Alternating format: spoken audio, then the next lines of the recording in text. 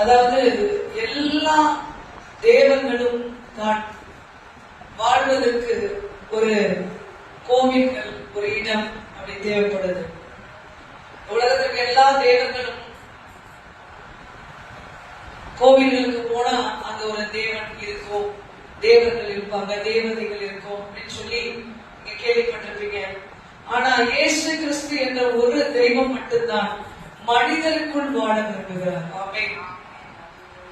நம்மை அவர் தங்கும் ஆலயமாக மாற்றி அவர் வந்து தங்குவதற்கு நாம் இடம் கொடுக்கும் போது நாமளே அவருடைய ஆலயமாக, ஒரு தெய்வம் தங்கும் ஆலயமாக மாறுகிறோம். ஆமென். அல்லேலூயா, அல்லேலூயா.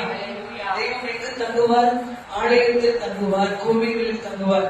ஆனா இந்த தெய்வம் மனிதருக்குள் வந்து வாசம் பண்ணி அந்த மனிதனையே ஆலயமாக, பரிசுத்தமான இடமாக மாற்றுகிறவராய் இருக்கிறார். ஆமென். அல்லேலூயா. Thank you Jesus.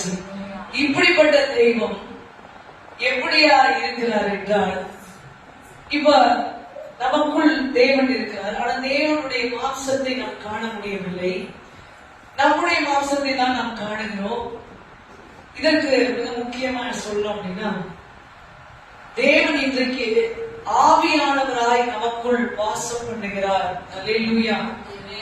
அவர் மாம்சமாக நமக்குள்ள இல்ல, நமக்குள் ஆவியில், நம் ஆவியில், மனுஷனுடைய ஆவியில் தேவனுடைய ஆவியானவர் வந்து கலந்து கொண்டே இருக்கிறார். ஆமென். அல்லேலூயா. தேவன் ஆவியாக இருக்கிறார். ஆமென். நம்மோடு கூட வந்து வாசம் பண்ணபடி அவர் அப்படியானார்.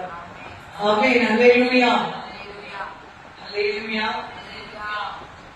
சோ தேவன் நமக்குள் ஆவியாய் இணைந்திருக்கிறார். அந்த ஆவியானவரோடு நம்முடைய ஆவியை இணைத்து செயல்பட நம்மை அவர் அழைக்கிறவராய் இருக்கிறார். ஆமென். அல்லேலூயா. இப்படி இணைந்து வாழ்ற வாழ்க்கைதான் ஆண்டவர் ரகசியம் என்று சொல்லுகிறார். ஆமென். அல்லேலூயா. தேவனோடு இணைந்து, தேவன் உனக்குள் வாசம் செய்து இணைந்து அவரோடு வாழ்கிற வாழ்க்கையை தான் ஆண்டவர் ரகசியம் என்று சொல்லுகிறார். ஆமென். அல்லேலூயா. இப்ப நீங்க என்னத்தை விரும்பணும் அப்படின்னா, ஆண்டவர் உங்களுக்குள் வந்து வாசம் பண்ணணும் என்பதை விரும்ப வேண்டும். ஆமென்.